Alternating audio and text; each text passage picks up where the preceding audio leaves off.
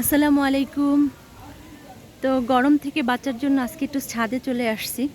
তো ছাদে আসলে প্রতিদিন বিকালেই আমি আসি, কারণ আমাদের বাসায় এই জায়গাটায় অনেক বাতাস এবং অনেক ঠান্ডা। ফ্যানের বাতাসের চাইতেও বাহিরের বাতাসটা বেশি ঠান্ডা। কারণ আমাদের বাসার চারপাশটা একটু আগে আপনাদের দেখাই। দেখেন, অনেক অনেক বেশি গাছপালা এবং অনেক বড় বড় গাছ। পুরা দিকটাই আমি ঘুরাই দেখাইতেছি। মানে এত বড় বড় গাছ আছে যে নিচে কোনো গাছ যদি লাগাই, সেই গাছগুলো কিন্তু হয় না, কারণ সূর্যের আলো পড়ে না। প্রচুর গাছ,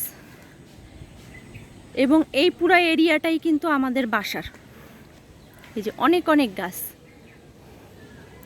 এবং নিচে গাছ যেহেতু হয় না, তাইলে এই জন্য আমরা গাছ লাগানোর জন্য কিন্তু ছাদ বাইসা নিছি। এখন নিচে গাছ লাগাই, যেহেতু অনেকবার চেষ্টা করছি গাছ হয় না, তাই আমরা এখন ছাদে লাগাই। এই যে দেখেন, এবং লাগানোর সাথে সাথে এইটার জন্য কিন্তু অনেক পরিচর্যা করা লাগে। এত রোদ্রু, তারপরও কিন্তু আমাদের গাছের একটা পাতাও কিন্তু লাল না, আর একটা গাছও কিন্তু মানে ঝিমাইতেছে না। প্রত্যেকটা সবুজ, এবং একটা পাতাও কিন্তু লাল হয় নাই। দেখেন প্রত্যেকটা কালার আমি কাছে নিয়ে আপনাদের দেখাইতেছি। এটা একটা পাট গাছ, কতটা ফ্রেশ এবং কতটা সুন্দর। এটার জন্য কিন্তু অনেক খাটনি করা লাগে। সকাল সন্ধ্যা 2 বার গাছে পানি দেওয়া লাগে। এবং শুধু এই জায়গাটু না, এটা তো আমাদের ছাদের একটা পাশ। এই দেখেন, এটা হচ্ছে ছায়া থেকে বাঁচানোর জন্য, মানে রোদ থেকে বাঁচানোর জন্য আমরা গাছের এই এটাগুলো সব বাহিরে ছিল, আমরা ভিতরে ঢুকাইছি, এই টিনের নিচে রাখছি। এটা কিন্তু একটা মুরগির ফার্ম ছিল অনেক আগে আমাদের বাসার। এই দেখেন, এটা বড় টিনের ঘরের মতো। এই পুরা ঘরের ভিতরে কিন্তু গাছ, যেহেতু অনেক বেশি রোদের তাপ, ছোট গাছগুলা একদমই পানি দিলে কোনোভাবেই আমরা মানে সংরক্ষণ গাছগুলোকে বাঁচাইতে পারতেছিলাম না।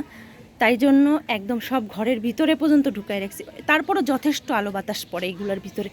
এই যে দুই পাশে দেখেন, প্রত্যেকটা পাতা কিন্তু সবুজ। এই পাশে গেল, এখন হলো এই পাশ। এগুলা হচ্ছে মানে কলমি শাক, প্রচুর পানি দেওয়া লাগে, তো একদম ভিজায় কিন্তু এখন আমি পানি দিয়েছি। প্রত্যেকটা পাতা কিন্তু সবুজ, খুব সুন্দর দেখেন। আবার এই পাশেও আছে। শুধু আমাদের একটু চেষ্টার দরকার গাছ লাগানোর জন্য, এবং এগুলো পরিচর্যার জন্য একটু সময় দরকার, তাইলে সব কিছুই সম্ভব। এই যে, এবং সকাল সন্ধ্যা 2 বার করে কিন্তু আমরা পানি দিই। এখন আমি পানি দিছি, আবার সকালবেলা আইসা আমি পানি দিব।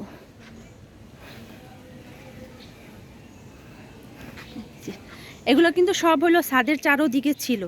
এখন যেহেতু একটু রৌদ্র বেশি, তো আমরা একটু চেষ্টা করছি যাতে টিনের ছায়া নিচে দিতে, আর যেগুলো একটু বড় বড় গাছ ওগুলো একটু লাগায় রাখার চেষ্টা করছি, যাতে একটার ছায়া আর একটার গোড়ায় পড়ে মানে মাটিটা শুকায় একটু কম। এবং আমাদের এই কাজটা খুবই সফল হয়েছে, কারণ গাছগুলোর অবস্থা প্রথমে খুবই খারাপ হয়ে গেছিলো, এখন এটার চেহারাও একটু ভালো হয়েছে।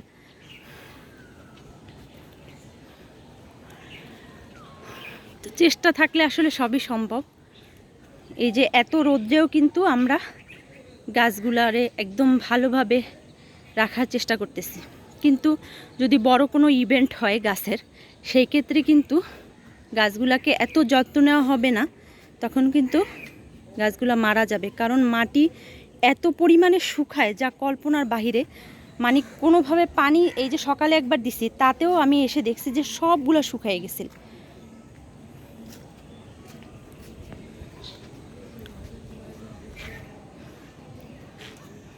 দেখেন, মাশাআল্লাহ।